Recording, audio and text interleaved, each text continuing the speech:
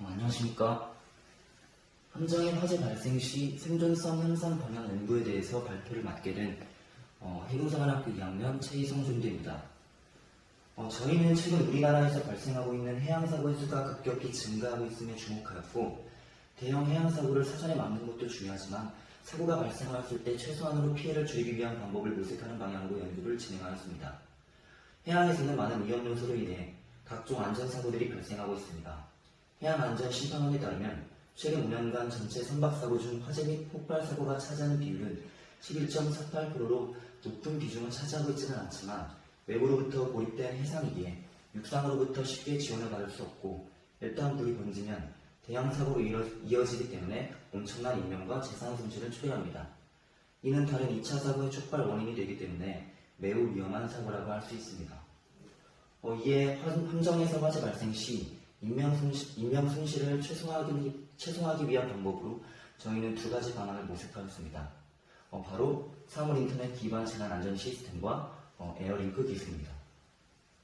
먼저 사물인터넷을 기반으로 한 재난안전 시스템에 대해서 소개하겠습니다. 흔히 저희가 볼 수 있는 유도등 시설에는 함정 화재 발생 시 대피자가 골든타임 내로 안전한 위치로 대피할 수 있도록 돕는 중요한 역할을 합니다. 실제로 네덜란드 암스테르담 자유대학교의 한 연구에 따르면 비상유등에 대한 의존도가 일반적인 상황에서는 56.38%로 나타나지만 위급 상황에서는 81.8%로 크게 높아지는 경향이 있다는 결과가 있는 만큼 비상유도등은 중요한 역할을 수행합니다.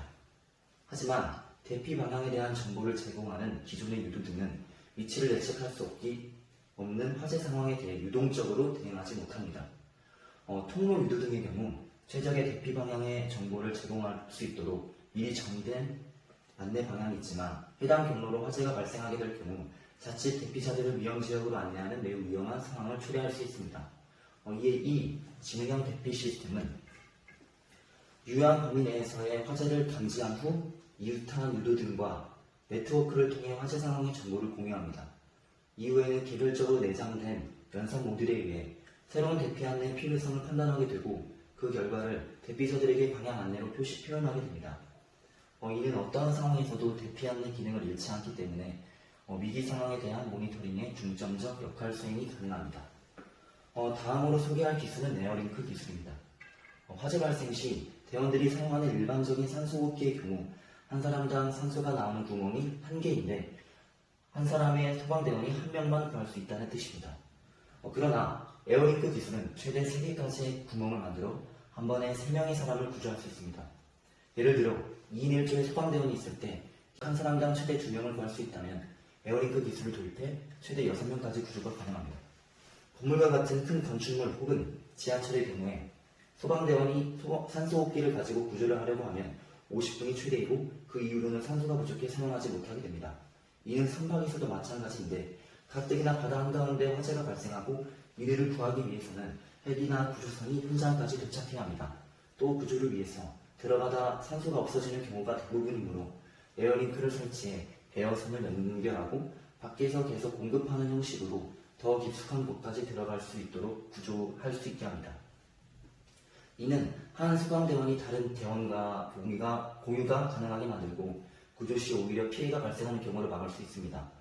또한 밖에서 도입하는 산소의 경우에도 소방특수구조대가 사용하는 산소 발전기를 함정 내에 또 설치한다면 구조 시 계속 산소를 공급하게 할 수 있을 것입니다. 결론입니다.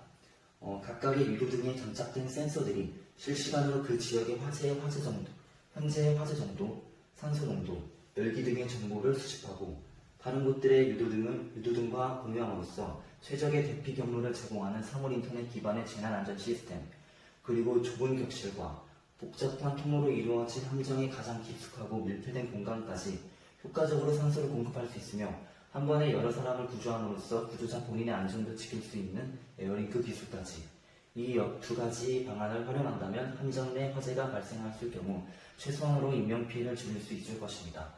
이러한 기술은 단연 해군의 함정에서만 쓰이는 것이 아니라 일반 선박에서도 도입한다면 좋은 효과를 기대할 수 있을 것이라고 예상합니다.